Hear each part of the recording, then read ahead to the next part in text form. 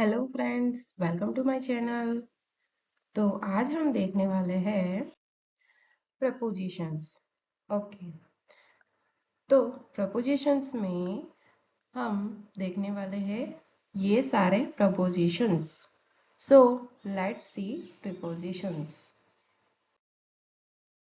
तो friends, propositions है क्या? तो प्रपोजिशंस है places that shows location of something. जैसे कि हम बोलते हैं कि मेरा पेन टेबल के ऊपर है, ठीक है। तो ऊपर मतलब के ऑन, तो ये हमें दिखा रहा है प्रपोजिशन ऑफ द पेन, ठीक है।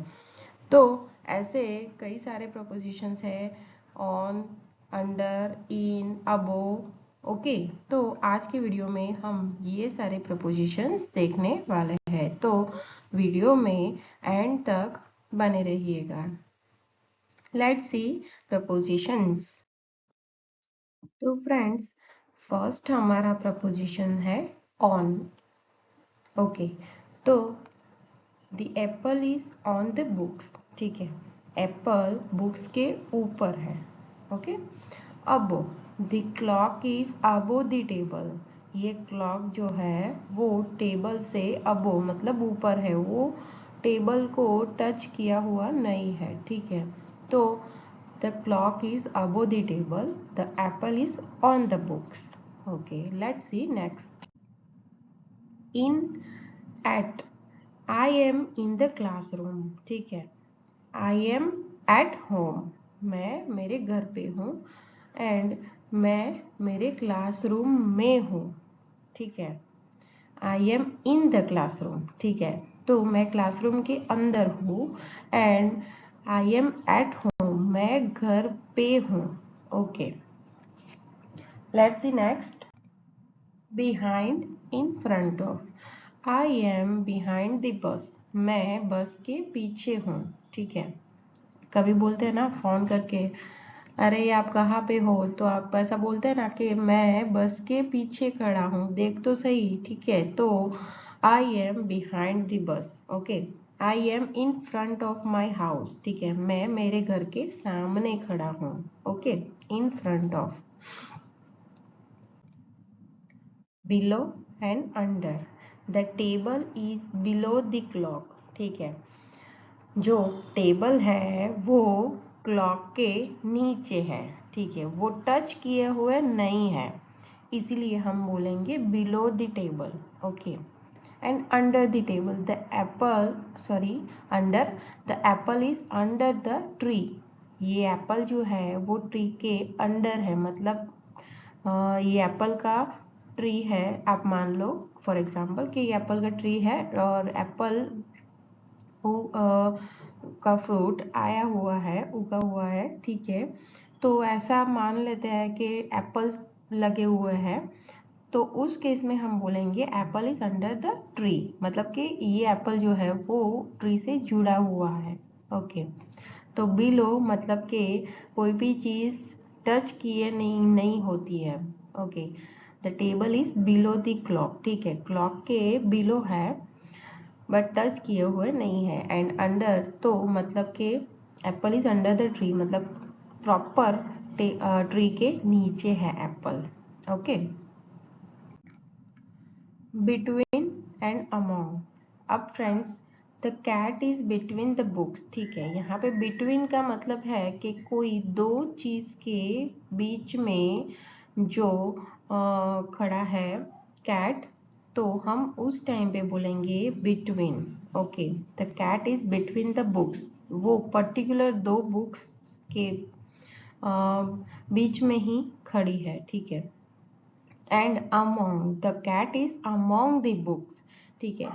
कई सारी बुक्स है, उसके बीच में कैट है, तो उस टाइम पे हम अमोंग प्रपोजिशन का यूज करेंगे। The cat is among the books and the cat is between the books. आपको ये डिफरेंस देख रहा होगा कि बिटवीन कब यूज होगा और अमोंग कब यूज होगा। जब दो आइटम के बीच में कोई आइटम हो, तो उस टाइम हम बिटवीन बोलेंगे, ठीक है। एंड जब cat is among the books, मतलब कि बहुत सारी बुक्स है उसके बीच में ये कैट है, तो उस टाइम पे हम अमोंग प्रपोजिशन का यूज करेंगे। Next, near and far. ठीक है, the cat is near the bus. ये कैट जो है वो बस के बहुत नजीक है, नजदीक में है। ठीक है, नियर मतलब के नजदीक एंड फार मतलब के दूर। The cat is far from the books. ये कैट जो है वो बुक से दूर है। ठीक है, up and down, the arrow goes up, the arrow goes down. ये बहुत सिंपल है। थ्रू एंड इनटू, अब ये समझने का जरूरत है फ्रेंड्स कि the man is walking through the tunnel. Okay, आप मान लो कि ये टनल है, और थ्रू का यूज, थ्रू प्रपोजिशन का यूज तब होगा जब मैन टनल से जाएगा और दूसरी साइड से वो निकल के आएगा, तो उस टाइम पे हम थ्रू का यूज करेंगे। जैसे हम नहीं बोलते कि अंडर पास से the man is walking through the under pass. ठीक है, तो यहाँ पे मैंने फॉर एग्जाम्पल टनल ले लिया, the man is walking through the tunnel, मतलब कि कोई चीज एक एक जगह से अंदर गई तो दूसरी जगह से जब बाहर निकलती है, ठीक है, तो उस केस में हम थ्रू प्रपोजिशन का यूज करेंगे। And into, the man is walking into the tunnel, मतलब कि मैन अंदर तो गया बट बाहर नहीं आया, उस केस में इनटू का यूज करेंगे। जैसे फॉर एग्जांपल एक और एग्जांपल देखिए, जैसे कि girl is walking into the room. ठीक है, the baby is walking into the room. ठीक है, वो अंदर गया बट बाहर कब निकला वो नहीं पता, तो उस केस में the man is walking into the tunnel. ठीक है, the baby is walking into the room.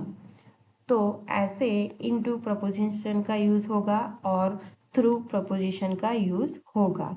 तो फ्रेंड्स, आपको ये डिफरेंस पता चल गया होगा। अगर कोई डाउट है तो आप मुझे कमेंट में बता सकते हो। Let's see next, over and across.